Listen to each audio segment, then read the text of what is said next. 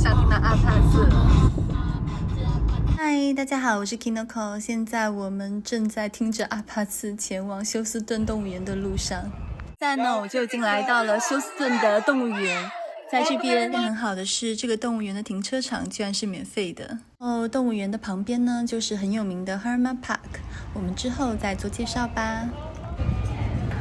虽然是工作日的中午，可是人还是比我们想象中多好多。出门就看到一个好大的水池，是完全露天的，里面有海狮宝宝在快乐的游来游去。当我看到这个的时候，我已经开始很兴奋了。穿过岩洞呢，你可以透过大大的玻璃去从另外一个角度观看海狮宝宝。继续往前走，感觉自己来到了海洋世界，被海水包裹着，周围还有小鱼游来游去。抬头看看天空，又觉得自己好像是美人鱼。没有从海底世界的快乐当中出来，下一秒我就看到了企鹅。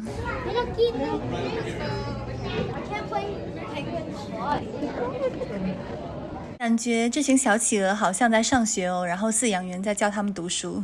它的龟呀，然后孩子们可以去喂它，但是好像要提前预定。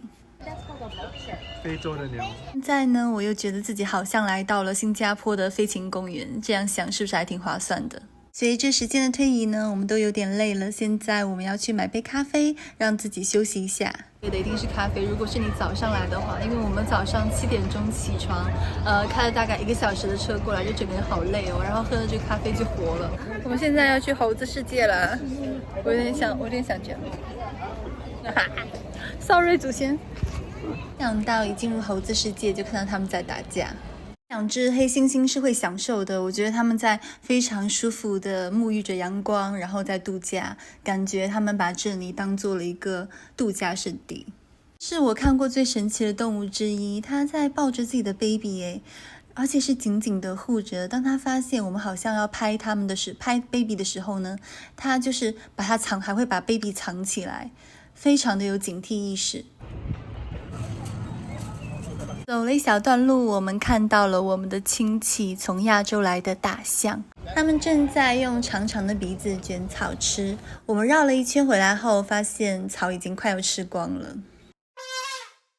想找这些动物，可是一个都没有找到，还好有动物界的吴奇隆，让我们有些许安慰。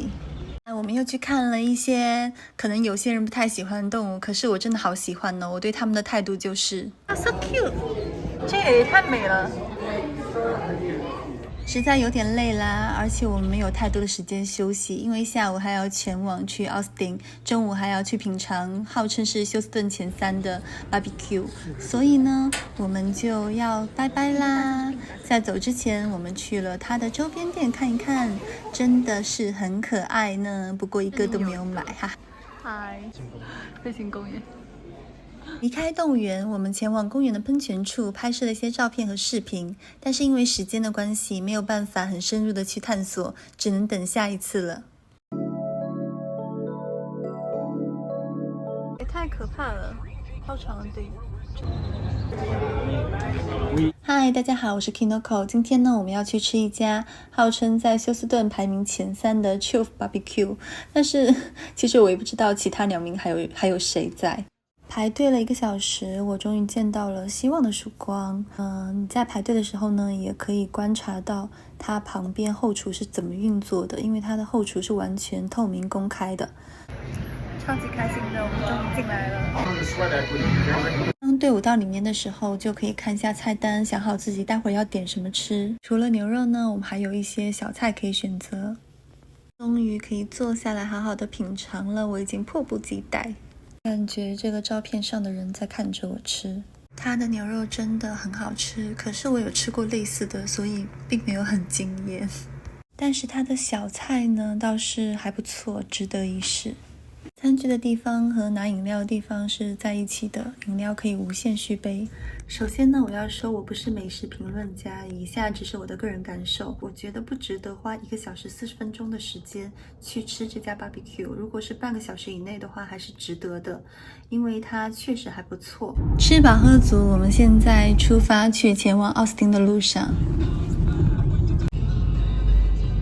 到到达啦！我们要先和越南朋友吃晚餐。这家中餐厅是越南朋友推荐的，因为他住在 Austin， 对这里比较熟悉一点。我们3个人分别点了一道菜，Leo点的是麻婆豆腐，然后越南朋友点的是一个茄子，我点了一个羊肉白菜汤，因为我很好奇是什么味道，结果这道菜最难吃，因为它是甜口的。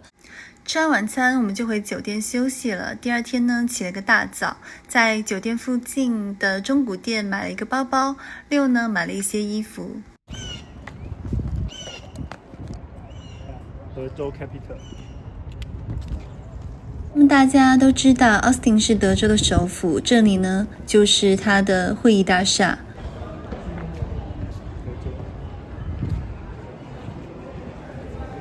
排队进入后呢，要先检查你有没有携带危险的物品，做一个简单的安检。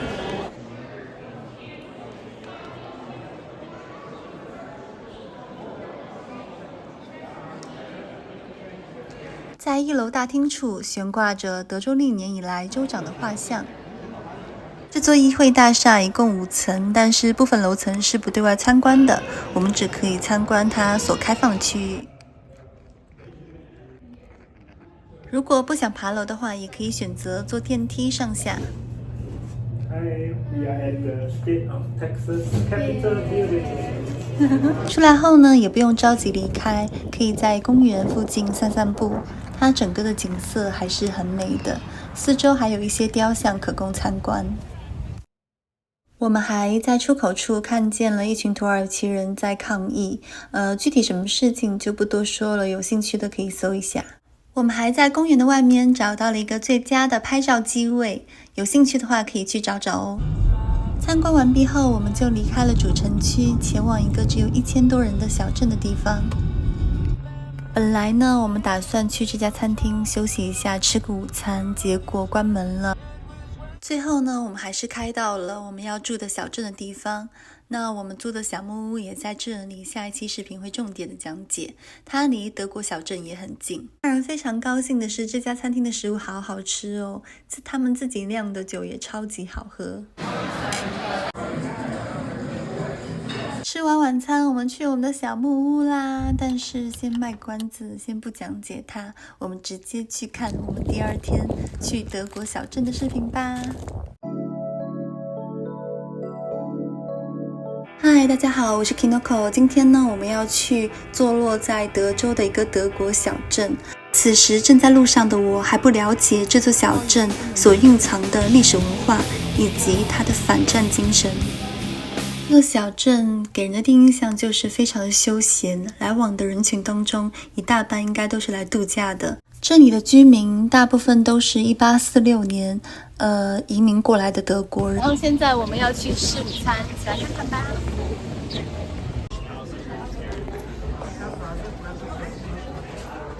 这是一家德国餐厅，那我们当然要尝尝他们的啤酒。This beer, when I was in Germany, we drink this kind of beer pretty often. So this HB is a very popular brand in Germany, and yeah, it's very smooth and it's very light tasting and good for when you are thirsty. Cheers. Ruben sandwich. 你觉得？吃饱了有力气逛街，我们就沿着餐厅的那条小路一直往前走，发现了很多可爱的小店。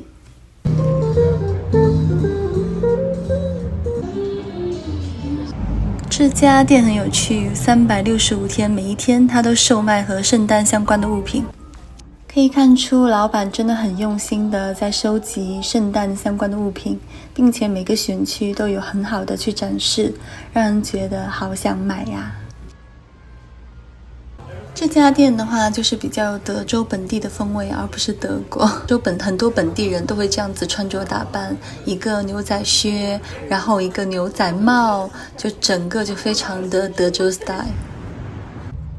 绕过图书馆，我们发现了代表美国和日本在日本投降书上签字的美国海军的雕像。这座小镇是他的家乡。雕像后面是太平洋战争博物馆，有趣的是，在它对面是日本政府捐赠的禅院，以此表达对死者家属的敬意。其实呢，我这段时间看过很多关于二战相关的书籍和影视作品，也在前段时间去了 New Orleans 的二战博物馆，心中当然有很多的想法啦。当然，最重要的想法是愿世界和平。